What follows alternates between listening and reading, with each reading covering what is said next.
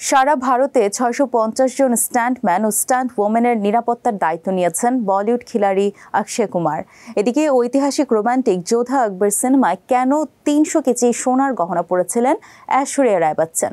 অন্যদিকে পাকিস্তানি তারকা হানিয়া আমিরের ৪টি জনপ্রিয় নাটক অতিক্রম করেছে ১ বিলিয়ন তথা ১০০ কোটি ভিউয়ের চমকপ্রদ মাইলফলক। সো ভিউয়ার্স, শোবিজ স্টার গসিপে দেখে নেব আজকের তারকার ফিসফাস।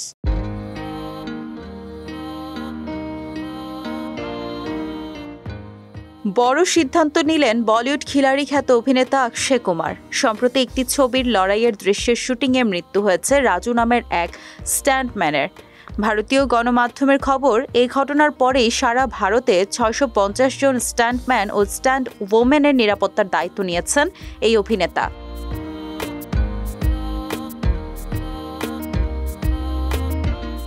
দু সালে মুক্তি পায় আশুতোষ গোয়ারিকর নির্মিত ঐতিহাসিক রোমান্টিক সিনেমা যোধা আকবর।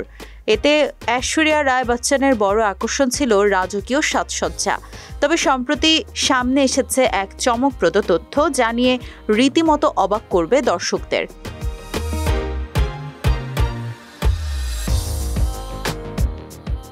ভারতীয় গণমাধ্যম সূত্রে জানা যায়, ঐশ্বরিয়ার পরিহিত গহনাগুলো নকল ছিল না।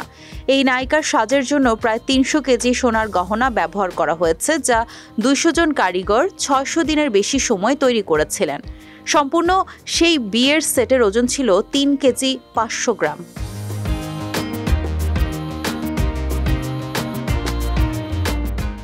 পাকিস্তানের বর্তমান সময়ের আলোচিত তারকা হানিয়া আমির সম্প্রতি তার ৪টি জনপ্রিয় নাটক মেরে হামসফর, কভি মে কভি তুম, ইশকিয়া ও মুঝে প্যার হুয়া থা একসঙ্গে মিলিয়ে অতিক্রম করেছে ১ বিলিয়ন তথা ১০০ কোটি ভিউয়ের চমকপ্রদ মাইলফলক।